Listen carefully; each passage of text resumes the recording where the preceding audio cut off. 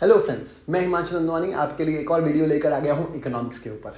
आज का जो टॉपिक है वो है ब्लैक मनी, जो आज की डेट का सबसे इंटरेस्टिंग टॉपिक है। क्यों? क्योंकि ये ऐसा टॉपिक है जिसके बारे में हम लोग सब बात करते हैं, लेकिन इसके कॉजेज़ के बारे में, उसके इफेक्ट्स के बारे में बात नहीं करते। तो आज के वीडियो में हम लोग समझेंगे कि ब्लैक मनी एक्चुअली होता क्या है, इसके कॉजेज क्या है, क्यों हो रहा है इंडिया में इतना सारा ब्लैक मनी, और इसका इम्पैक्ट क्या पड़ रहा है इकोनॉमी के ऊपर। हम लोग जो बोलते हैं कि पैरेलल इकोनॉमी क्रिएट हो जाती है ब्लैक मनी की वजह से, तो वो क्या होती है। तो आज सब कुछ इस वीडियो में समझेंगे। तो सबसे पहले हम लोग समझते हैं what are the causes of black money. उससे भी पहले समझते हैं ब्लैक मनी का मतलब क्या होता है। तो मजाक में हम लोग ऐसे ही कह देते हैं ब्लैक मनी का मतलब काला धन, या फिर ऐसे नोट जिसके ऊपर काला कलर कर दिया। जी नहीं, हम लोग मजाक में तो ये कह दें तो ठीक है, लेकिन ब्लैक मनी का रियल मीनिंग होता है अनअकाउंटेड मनी। अनअकाउंटेड मनी का मतलब ऐसा पैसा जिसका हिसाब किताब आपने गवर्नमेंट को या इनकम टैक्स डिपार्टमेंट को नहीं दिया है, वो होता है ब्लैक मनी।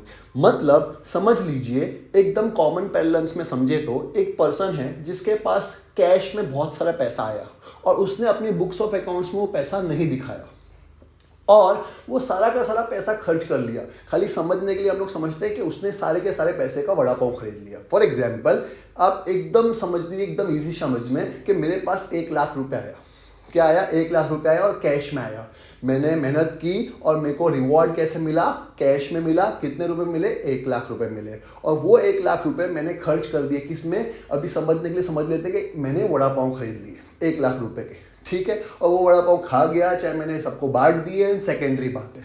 अब हुआ क्या, देखिए ध्यान से, 1 लाख रुपए मेरे पास आया और वो मैंने खर्च कर दिया। मेरी बुक्स ऑफ अकाउंट्स में अगर मैं एंट्री ना करूं तो मैं ऐसा भी दिखा सकता हूं कि 1 लाख रुपए मेरे पास कभी आया ही नहीं था। क्यों?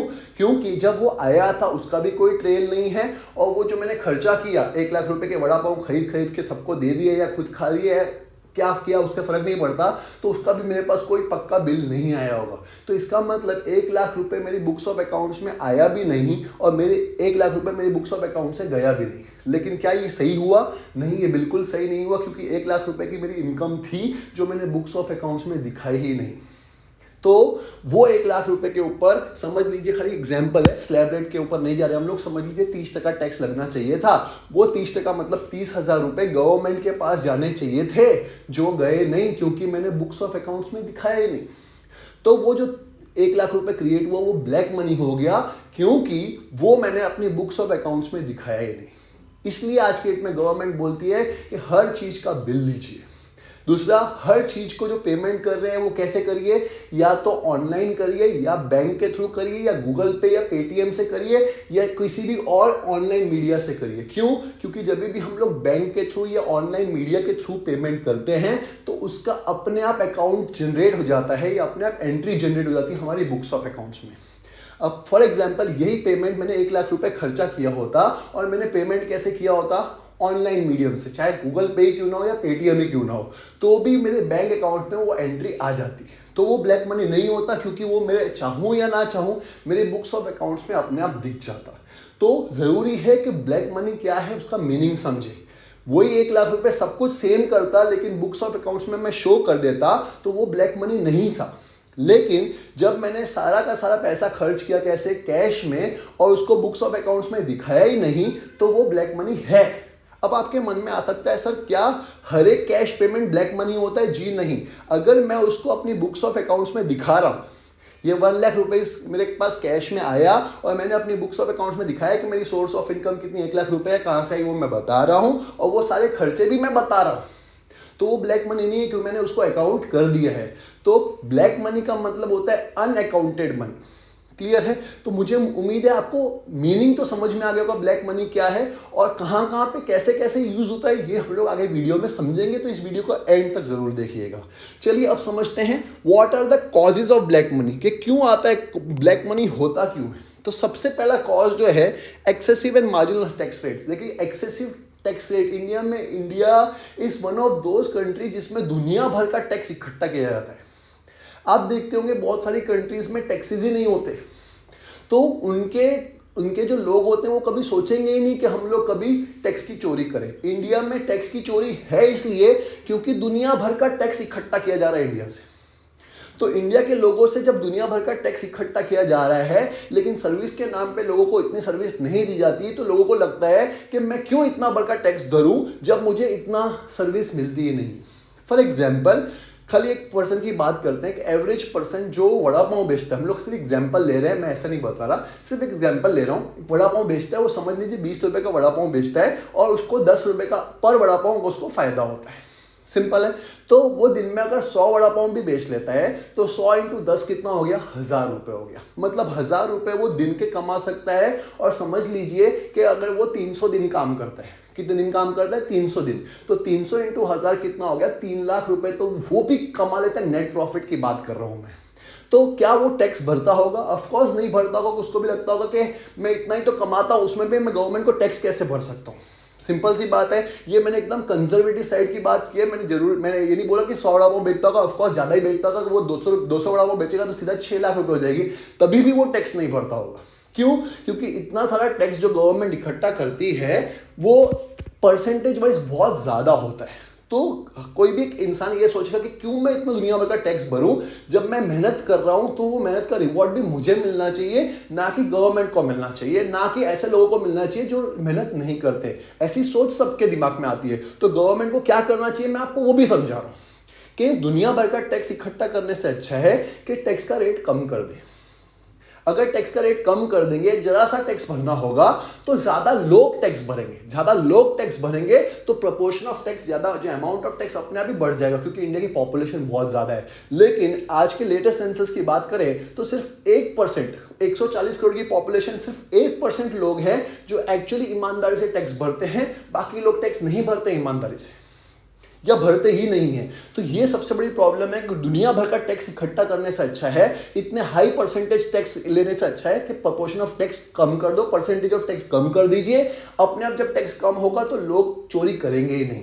ये मैंने आपको कॉज के साथ आपका इफेक्ट भी बता दिया, उसका क्या करना चाहिए, रेमेडी भी बता दिया। तो पहला क्या है, पहला कॉज है। अभी मैं तो नहीं होता गवर्नमेंट को सजेस्ट करने वाला क्या करना चाहिए क्या नहीं करना चाहिए, बट मैं आपको कॉजेज जरूर बता सकता हूँ कि क्या कॉजेज है कि क्यों लोग ब्लैक मनी जाते हैं या टैक्स नहीं करते या ऐसा पैसा कमाते हैं जिस पे टैक्स नहीं भरते, जो अपने आप ब्लैक मनी बन जाता है।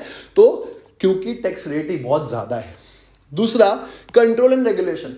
और मैंने अभी एक वड़ा पाव वाले का एग्जांपल दिया, उसको पकड़ने के लिए कौन सी इनकम टैक्स अथॉरिटी आ रही है बताइए? कोई नहीं आ रहा।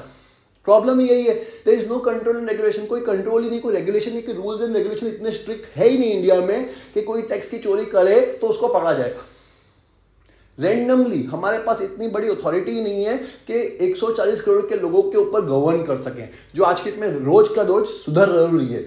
आज की सरकार जो है वो बहुत इसमें लेके आ रही है, कंट्रोल लेके आ रही है, कैसे हम लोग को रूल्स एंड रेगुलेशन बनाने चाहिए वो सब कर रही है, लेकिन it's a long process. 140 crore की पॉपुलेशन को कंट्रोल करना इट्स नॉट पॉसिबल। तो आज के डेट में इतने अच्छे रूल्स एंड रेगुलेशन है ही नहीं कि टैक्स की जो चोरी कर रहा है उसको पकड़ा जा सके।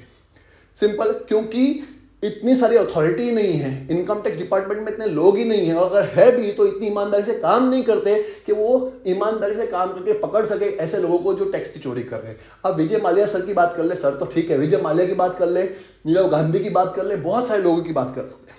तो ये लोग जो Nirav Modi, sorry not Gandhi, I am so sorry, Nirav Modi की बात कर ले, और बहुत सारे इंडस्ट्रियलिस्ट जो भाग गए, उन्होंने भी कौन से टैक्सेस भर दिए, उनके खिलाफ भी इंडियन गवर्नमेंट कुछ नहीं कर पाई है, या फिर हो सकता है उनकी प्रॉपर्टी सीज कर ली हो। बहुत डिटेल में मैं नहीं जा रहा, लेकिन उनको भी पकड़ा नहीं जा सका आज तक। तो ये सब प्रॉब्लम्स हैं किसकी, रूल्स एंड रेगुलेशन की। हमारे पास कंट्रोलिंग अथॉरिटी इतनी स्ट्रिक्ट नहीं है जो होनी चाहिए।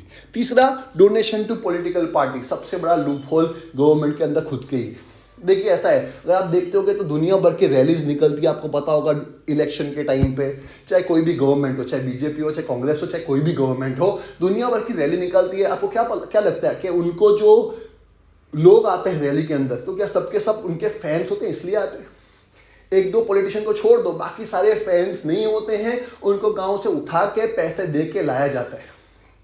यस, ये सच्चाई है कि कोई फैंस वैंस नहीं होते, उनको एक्चुअली पैसा दिया जाता है। फॉर एग्जांपल, गांव में एक पर्सन है जो कोई काम नहीं कर रहा, अनएम्प्लॉयड है या पार्शली एम्प्लॉयड है, कि हाँ भाई 6 महीने काम करता है, क्योंकि एग्रीकल्चर में 6 महीने काम होता है, 6 महीने नहीं होता, तो बाकी के 6 महीने वो शायद खाली बैठा हुआ है। उसको अगर पैसा दिया जाए कि हाँ भाई तू हमारी रैली में आ और तुझे खाली चिल्लाना है, ये जो भी स्लोगन का नाम है। मैं किसी पार्टी के फेवर में या अगेंस्ट में नहीं हूँ, मैं सिर्फ एक एग्जांपल दे रहा हूँ आपको, क्योंकि सभी पार्टीज करती है। तो उनको पैसे दिए जाते हैं कि आप हमारी रैली में आइए और हमारे नारे लगाइए, अब की बार ये सरकार और एंड सो ऑन, के जो भी जीतेगा। I am least concern with it. Of course I am concern as a citizen, but I am not concern with this video कि कौन जीत रहा है कौन नहीं जीत रहा, क्योंकि मैं किसी का फैन या किसी के अगेंस्ट में नहीं जा रहा हूँ। मैं सिर्फ ये बता रहा हूँ कि ब्लैक मनी का मीनिंग क्या होता है। तो ऐसे लोगों को उठा के लाया जाता है गाँव से कि हाँ भाई आप हमारी पार्टीज में आइए। अब उनको जो पेमेंट दी जाती है उनको ऑफकोर्स कैश में दी जाती है, वो सारा का सारा ब्लैक मनी होता है। क्योंकि अगर सबको, इतने करोड़ों लोगों को आप उठा के लेके आ रहे हो और उनको पैसे दे रहे हो, अगर आपने बुक्स ऑफ अकाउंट्स में दिखा दिया तो सबसे पहला सवाल ये उठेगा कि आपके पास पैसा आया कहाँ से। तो ये पैसा सारा का सारा ब्लैक मनी होता है। क्यों? क्योंकि उसको कन्वर्ट किया होगा वाइट में कि donation to political parties is allowed, कि जो भी पर्सन डोनेशन करेगा पॉलिटिकल पार्टीज को वो कर सकता है, उसको टैक्स में एग्जम्पशन मिलता है। ऐसा इनकम टैक्स गवर्नमेंट ने बनाया है और ये चले आ रहे हैं 1950s 60s से चले आ रहे हैं। तो इसका मतलब तब से लॉ में बहुत ज़्यादा चेंजेस नहीं लाए गए हैं। तब से उनको पता है कि हाँ भाई ये लूप होल डालना ज़रूरी है। मतलब गवर्नमेंट चोरी करे तो चलता है, हम लोग करें तो नहीं चलता है। वैसे भी मैं नहीं करता, खाली एग्जाम्पल दे रहा हूँ। तो डोनेशन टू पॉलिटिकल पार्टी सबसे बड़ा रीज़न है क्यों ब्लैक मनी आ रहा है। अगर आपको गंदगी साफ करनी है तो वो हमारे घर से होती है। तो पॉलिटिकल पार्टी का गवर्नमेंट बोल रही है कि हाँ भाई कि हमको ब्लैक मनी रोकना है, तो पहले खुद का ब्लैक मनी रोकना ज़रूरी है। डोनेशन टू पॉलिटिकल पार्टीज, ये लॉ को निकालना ज़रूरी है कि इसको भी इलीगल कर दीजिए, इसको भी कॉर्पोरेट वर्ल्ड में बता दीजिए कि हाँ भाई ये नहीं दे सकते, इसके ऊपर भी टैक्स लगेगा, तो ही ब्लैक मनी रुक सकता है। क्योंकि बहुत बड़ा रीज़न ये भी है। चौथा रीजन है एक्सपांशन ऑफ पब्लिक सेक्टर। देखिए पब्लिक सेक्टर ऐसा सेक्टर होता है जिसमें ज़्यादातर टेंडर दिए जाते हैं। किसके बेसिस पे? मामा भांजे एंड सो ऑन। कहने का मतलब जहाँ पे रिलेशन आ जाता है वहाँ पे डेवलपमेंट हो ही नहीं सकता। तो यहाँ पे ज़्यादातर टेंडर कैसे पास होते हैं पब्लिक सेक्टर पार्टीज में या पब्लिक सेक्टर्स में?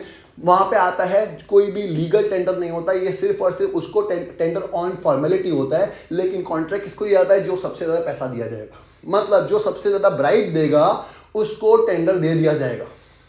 और जो ब्राइब दे के टेंडर जीतेगा, तो आप मेरे को बताइए वो कैसे अच्छा काम कर सकता है। आप देखते होंगे रोड डेवलप होती रहती है, तो वो रोड्स इतनी बार खराब होनी नहीं चाहिए। अगर रोड अच्छे से ईमानदारी से बनाई जाए तो रोड खराब होती ही नहीं है कभी भी। लेकिन आप देखते होंगे सूरत का, मेरे को सूरत का पता है क्योंकि मैं सूरत में रहता हूँ। आप लोग कहाँ पे रहते हो आप लोग देख लेंगे कि बार बार वही रोड वो लोग तोड़ते हैं बनाते हैं, तोड़ते हैं बनाते हैं। क्यों बनाते हैं भाई? इतनी बार रोड मतलब एक बार में बनाने नहीं आता क्या? ऐसे लोगों को टेंडर क्यों दिया जाता है? क्योंकि वो सिर्फ और सिर्फ पैसे से टेंडर जीता होता है।